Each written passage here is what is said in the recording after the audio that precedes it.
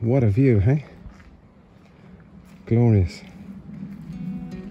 And there's the other islands out there we just came across on the boat.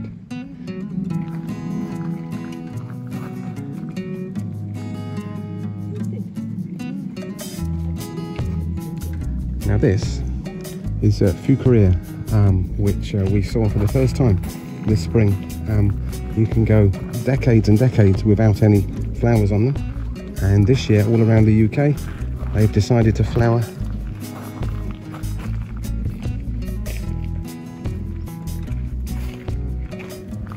And that'll be the end of that plant now, but of course he's got some babies there on the way.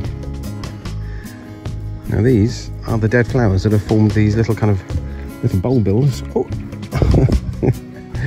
And fortunately I saw the head gardener earlier on, and he said that we could help ourselves to one. So I'm going to take that home and see if we can get that to grow, and see if we can, in 50 years time, report back to one of ours in flower.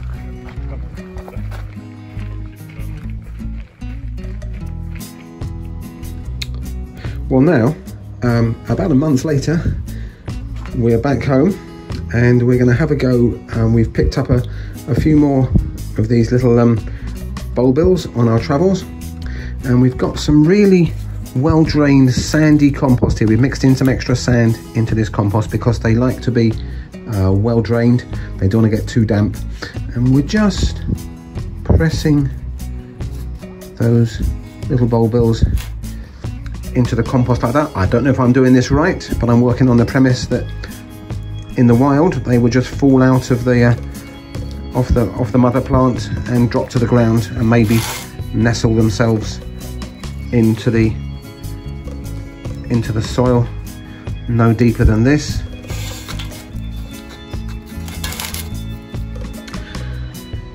So this is in middle of October. We are going to keep these in the greenhouse over winter. It's not a heated, well actually it's got a tiny little heater in it, but it barely just keeps it above freezing, so it's probably going to, you know, go down to just a few degrees above 0 Celsius, which hopefully will be enough just to keep the frost off.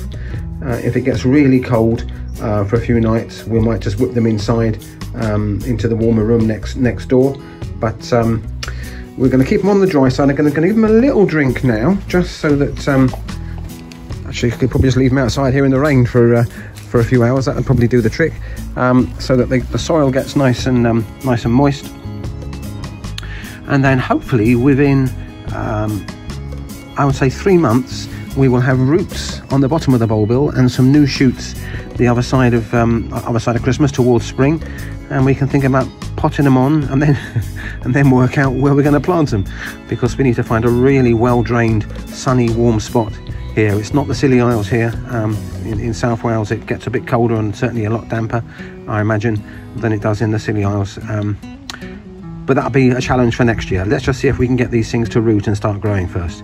We will keep you posted. If I'm doing this wrong and you think there's a better way of doing this, please let us know via the YouTube channel comments underneath this video.